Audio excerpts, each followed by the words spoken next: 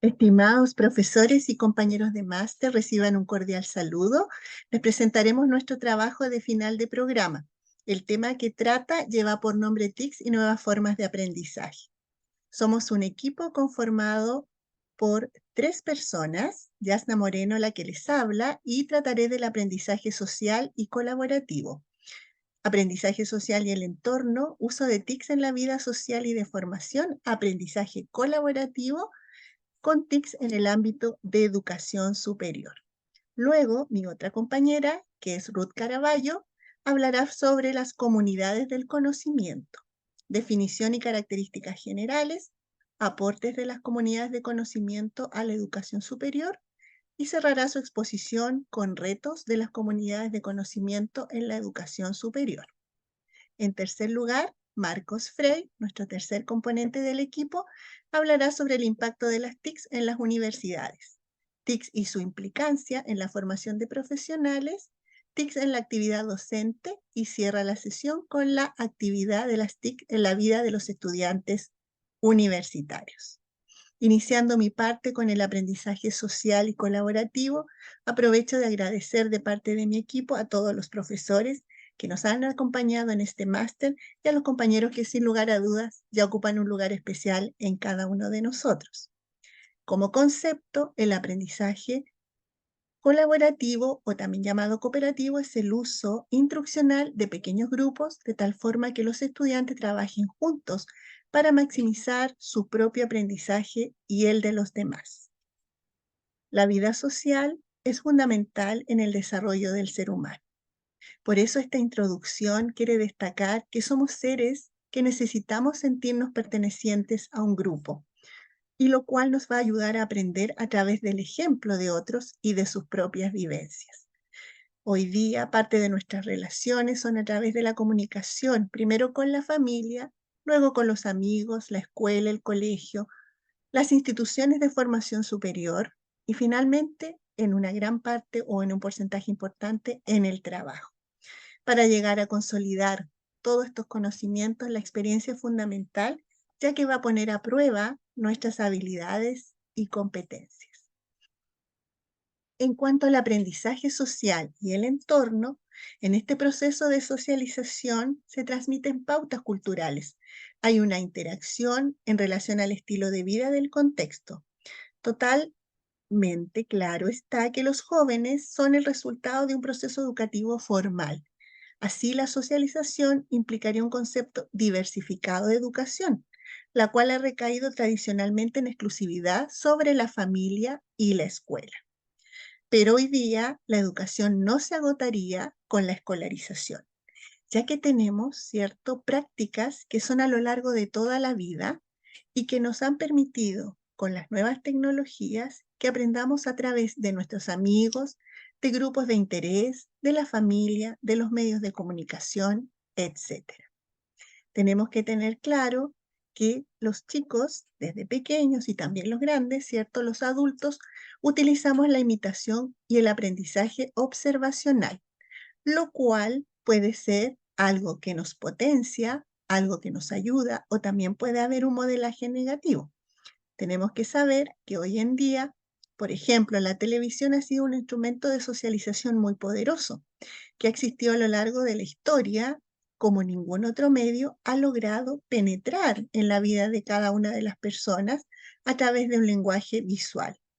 Hoy tenemos las redes sociales que potencian la comunicación, que nos hacen sentir parte de la comunidad y que también podemos aprender a través de ellas en temas de interés, como la moda, la alimentación saludable, o también para poder seguir algún programa de magíster. En cambio, tenemos otra oportunidad de aprender a través del aprendizaje entre pares, una posibilidad para lograr realmente un aprendizaje efectivo.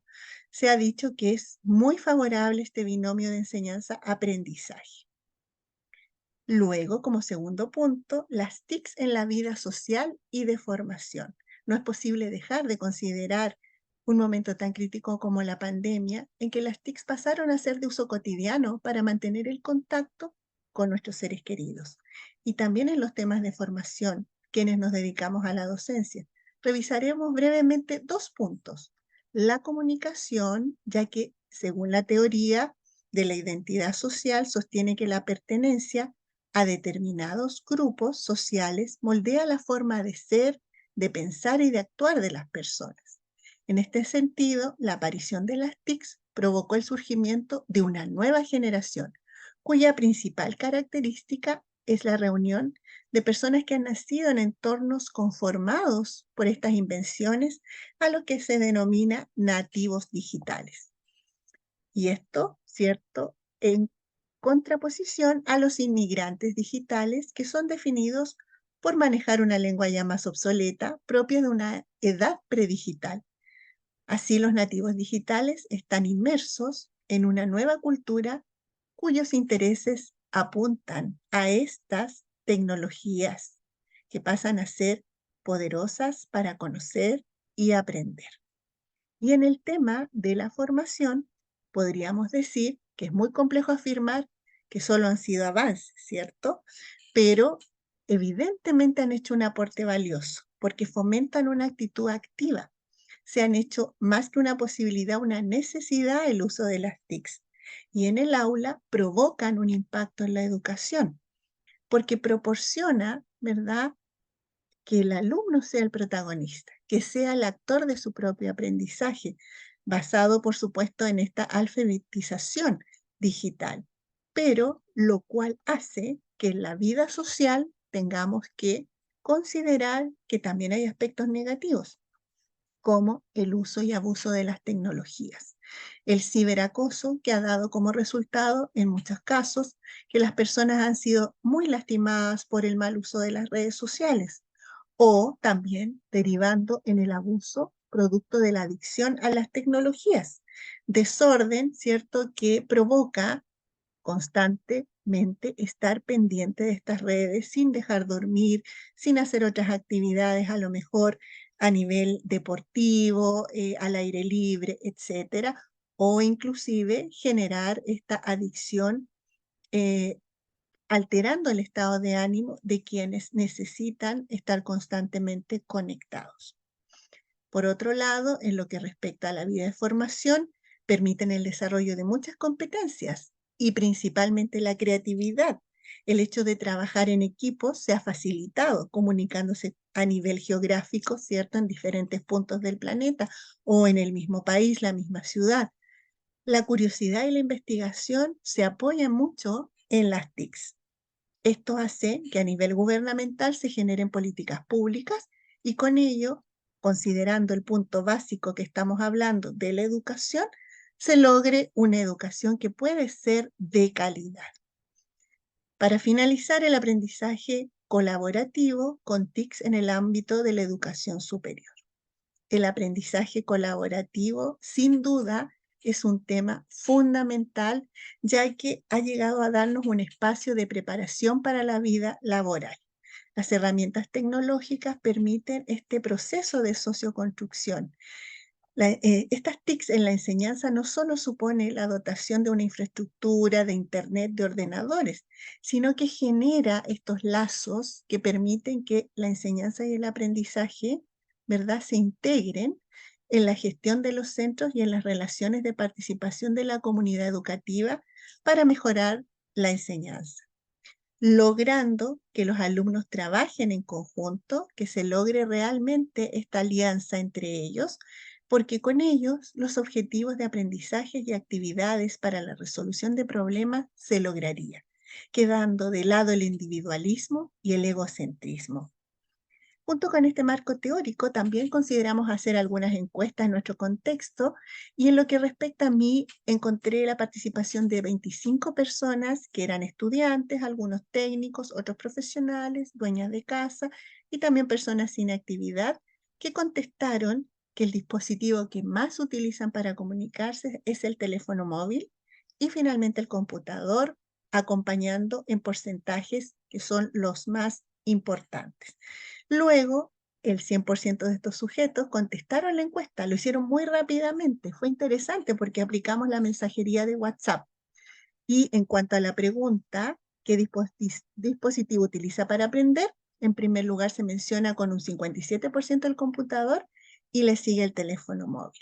Así nos damos cuenta que existe un aprendizaje social y colaborativo utilizando las TICs.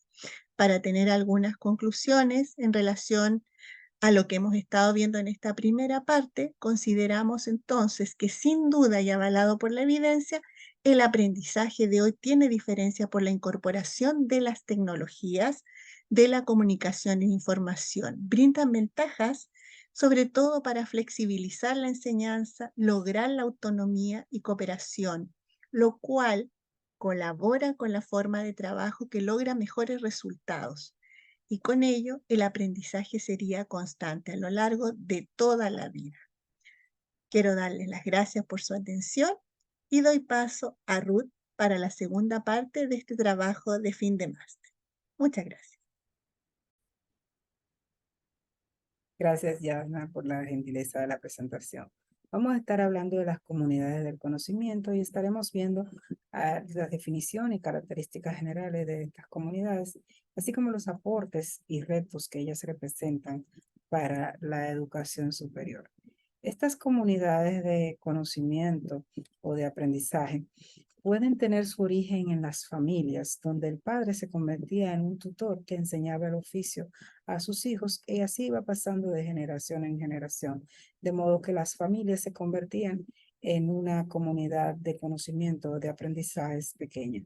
Posteriormente, en la Edad Media, entonces se fue expandiendo un poco más y entonces teníamos los gremios, donde el interesado en aprender un arte o oficio se acercaba a uno de los considerados maestros y allí se convertía él también en un experto pasado el tiempo.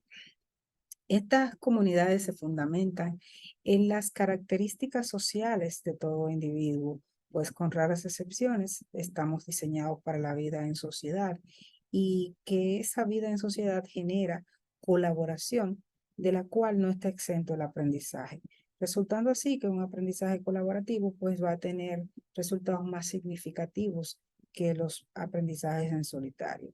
Asimismo, va a permitirse el desarrollo de habilidades y habilidades prácticas, pues en estas necesidades y características es que se fundamentan las comunidades de conocimiento.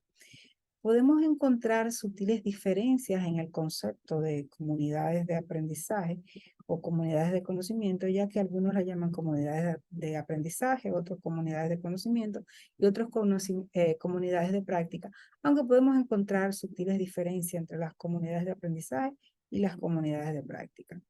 No son una novedad, aunque sean tendencia en este momento. Realmente con características peculiares, pero las comunidades de conocimiento siempre han existido. Fueron definidas en el 1988 como comunidades que reúnen a gente de manera informal con responsabilidades en el proceso. Y esta gente se reúne porque tiene intereses en común de aprender cosas, pero sobre todo practicar esas cosas que han aprendido. Esta definición es más operativa, se relaciona más con las llamadas comunidades de práctica. Las comunidades de aprendizaje encontramos unas muy particulares desarrolladas a partir de un proyecto del Centro de Investigación Social Educativa de la Universidad de Barcelona, donde esas comunidades de aprendizajes unen los intereses entre los alumnos, los profesores y los adultos de la comunidad, generando una relación un poco más flexible y dinámica de interacción con la comunidad, en la cual los aprendizajes van a ser aquellos que sean social y personalmente relevantes, generando gran compromiso entre todos los actores de estas comunidades, es decir, entre alumnos, profesores y comunidad, y generando un gran sentido de pertinencia, que según dicen sus autores, le ha permitido generar conocimientos más significativos en los alumnos y a la vez que ha disminuido el proceso de deserción escolar y ha permitido tratar estudiantes conocidos como difíciles o con limitaciones de aprendizaje. Las comunidades de práctica de aprendizaje, como decíamos antes, podemos establecer sutiles diferencias entre ellas y así tenemos que las comunidades de práctica tienden a ser comunidades un poquito más informales que el compromiso se va generando en el proceso, no está tan estandarizado así, al menos de inicio, y que tienen intereses en común, sobre todo en la práctica y el desarrollo de destrezas. Es eminentemente práctico, como su nombre lo dice. Las comunidades de aprendizaje o de conocimiento pudieran enrolarse más, inclinarse más hacia el constructivismo, donde se construyen los conocimientos a partir de intereses, una relación en el aula entre los alumnos que recuerda más bien el método Montessori. Pero también es muy importante estas comunidades para el desarrollo de investigaciones. También se pueden desarrollar comunidades con diferencias en el tiempo o en los medios que utilicen estas comunidades para su interacción. Así tenemos comunidades de corta duración que pueden generarse en el aula para trabajos puntuales o bien en los lugares de trabajo para aprender a manejar una determinada herramienta o adquirir habilidades en un determinado proceso.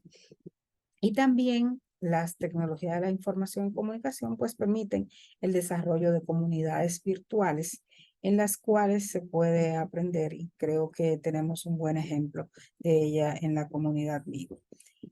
Aunque estas comunidades de conocimiento han sido más desarrolladas para la educación eh, de pregrado, pues realmente no están exentas, no están prohibidas a la educación superior, sino que todo lo contrario pueden hacer aportes importantes a la comunidad universitaria, a la educación universitaria.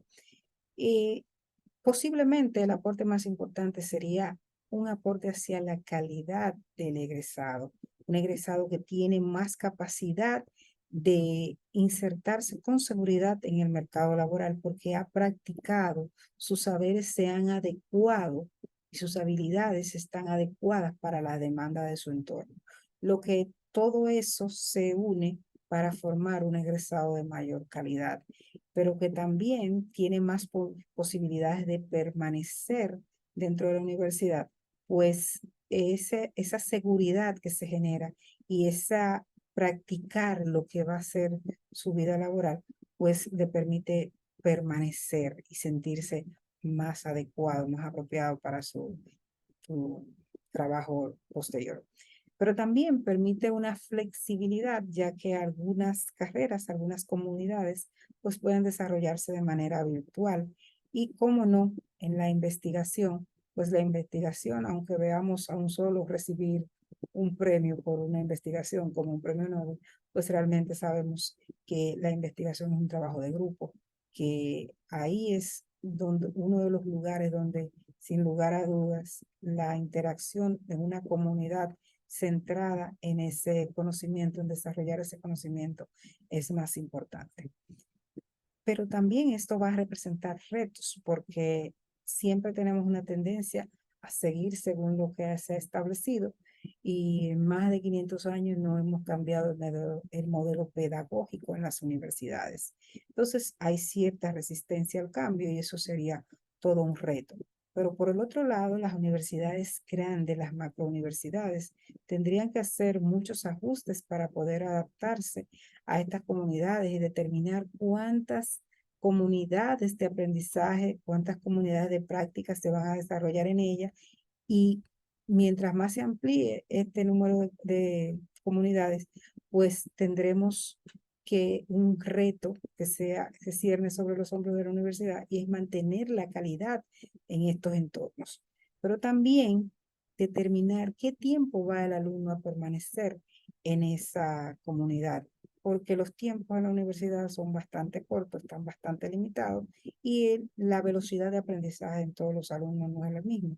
Entonces, si perseguimos conocimientos y habilidades, desarrollo de habilidades de manera significativa, tendríamos que ver cómo la universidad responde a esas diferencias individuales.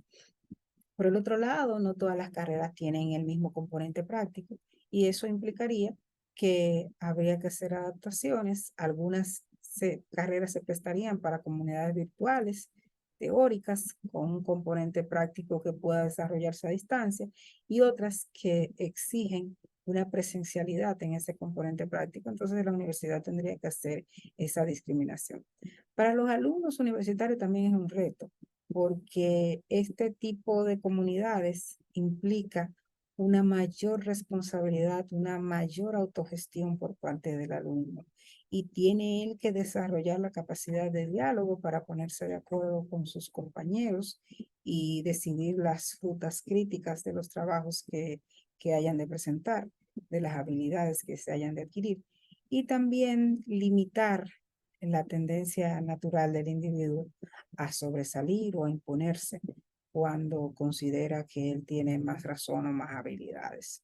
Pero también la universidad tendría que responder a personas que tienen más experiencia que ellos en este tipo de comunidades, si recibimos los alumnos, ¿verdad?, que se formaron en este modelo en la escuela primaria. Y también tendría que ver cómo va a responder a esa comunidad empleadora ante sus demandas, adecuar ese personal, ese egresado a las exigencias del medio, pero no limitarse a que sean las exigencias del medio la que responda, sino que prevea el desarrollo y responda a él. La universidad debe ir un paso adelante. En conclusión, las comunidades de práctica están fundamentadas en la colaboración, la integridad, la responsabilidad y el desarrollo de habilidades blandas. La universidad va a tener mejoras en el desempeño laboral de sus egresados y en la calidad de sus egresados si logra adecuadamente introducir estas comunidades de práctica a la universidad. Definitivamente necesitaría reinventarse para cambiar en muchas áreas su modelo pedagógico o ampliar el modelo pedagógico. La sociedad cambia, la universidad también debe hacerlo y estas comunidades de práctica representan una oportunidad y un reto para la universidad para este cambio. Y tiene la oportunidad de utilizar las tecnologías de la información y la comunicación para crear comunidades y responder a estos cambios. Y precisamente de el uso de la tecnología de la información y la comunicación nos habla nuestro compañero Marcos Frey en los minutos que siguen. Muchas gracias, Ruth, por tu presentación. Y como tú lo has mencionado, vamos a tratar el tema de las tecnologías de la comunicación y la información, más conocidas como TICs. Aunque, como veremos más adelante, estas siglas en el ámbito de los estudiantado no son tan conocidas. Lo vamos a enfocar entonces desde tres puntos de vista. Las TICs en su implicancia en la formación de profesionales, las TICs en la actividad docente y las TICs en la vida cotidiana de los estudiantes universitarios. Como introducción al tema, ¿verdad? Ya definimos las tecnologías de la información y la comunicación y las siglas que la involucran. Vamos a describir algunos contenidos en relación a cómo se pueden entender las TICs en la literatura. Existen múltiples formas de entenderlas y definiciones, pero vamos a tomar la de Cruz del año 2021 como la creación educativa de esta era, las cuales permiten tanto a los profesores como a los estudiantes cambios determinantes en el quehacer diario del aula y en su proceso de enseñanza-aprendizaje. Vamos a analizar en primer lugar cómo influyen las diferentes tecnologías en la formación de un profesional en diferentes ámbitos. Primero que nada, debemos entender entonces, si analizamos de alguna forma el proceso de enseñanza-aprendizaje. Este proceso de enseñanza-aprendizaje sería un procedimiento donde van a interactuar tanto por un lado el docente y por el otro lado el estudiante, y en el intermedio vamos a tener los recursos, aquellos recursos que van a hacer que de alguna forma el estudiante logre un aprendizaje significativo. Podríamos entonces incorporar en estos recursos, ¿verdad?, lo que serían las TICs como un medio para conseguir algo. Dejemos dejar claro que cuando nos referimos a las tecnologías asociadas a la formación de profesionales, tenemos que tener en consideración que estas tecnologías inicialmente no fueron diseñadas con fines docentes, pero su adaptación y utilización en los procesos educativos ha proporcionado medios y herramientas que favorecen los procesos de enseñanza-aprendizaje. De esta forma lo han descrito múltiples autores. Los cambios de cómo aprenden los estudiantes ha llevado a que las instituciones de educación superior reformulen su papel para lograr formar profesionales competentes en el mercado laboral actual. Por cierto que esto implica una serie de inversiones en tecnología, pero lo más importante que esa inversión debe ser en el talento humano. Con esto me refiero a los profesores, que de un comienzo y todavía algunos grupos de ellos no se han preparado adecuadamente en las tecnologías, por lo que instituciones superiores de educación deberán invertir en la formación de estos profesores como primera decisión a tener en consideración.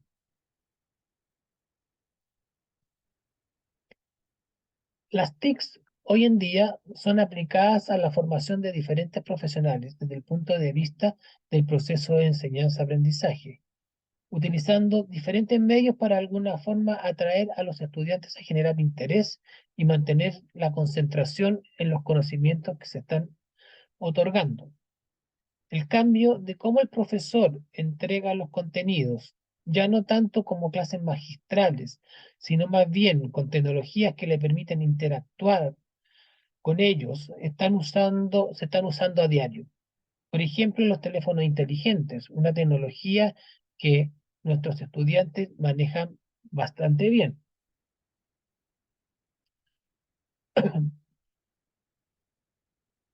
Hoy día, como ejemplo de un gran avance en el uso de las tecnologías en la formación de nuevos profesionales, lo podemos observar en diferentes profesiones, pero es en el área médica o biomédica donde cada vez más es más complejo realizar prácticas médicas en pacientes por diferentes aspectos, como son los derechos de cada persona, asuntos relacionados con la ética, etcétera.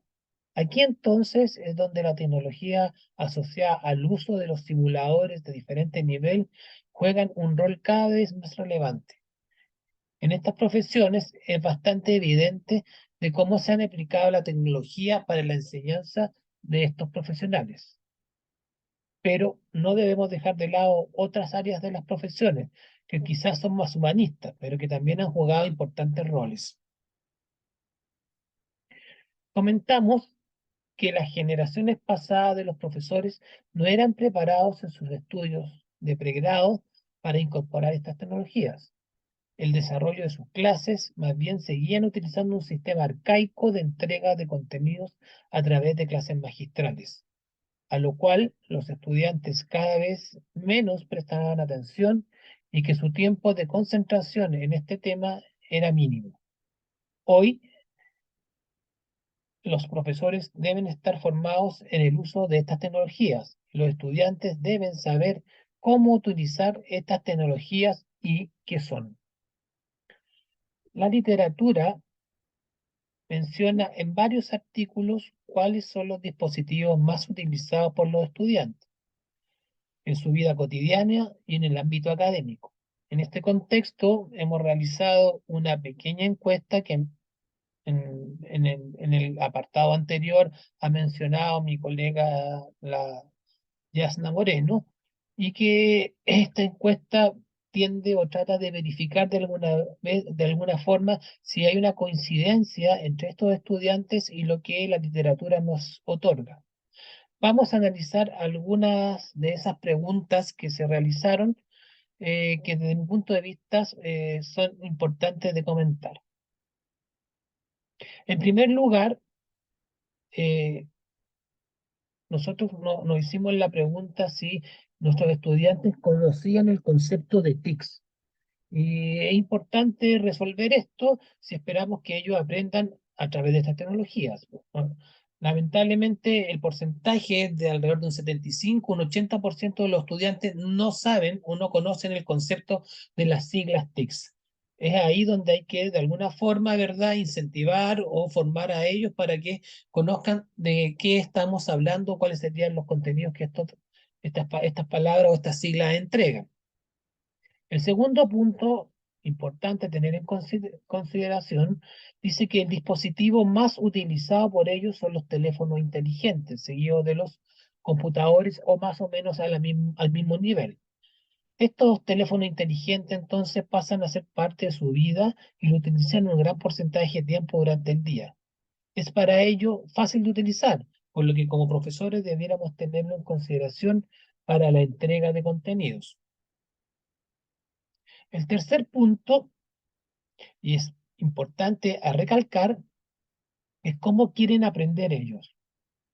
Y claramente no quieren clases magistrales, quieren utilizar las diferentes plataformas para recibir los contenidos en diferentes áreas, siendo la utilización de el video la forma que para ellos les resulta más fácil y atractivo para recibir todos estos conocimientos.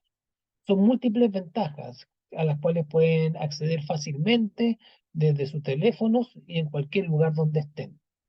Creo que el camino ya está en construcción y la enseñanza significativa y de calidad va por ahí.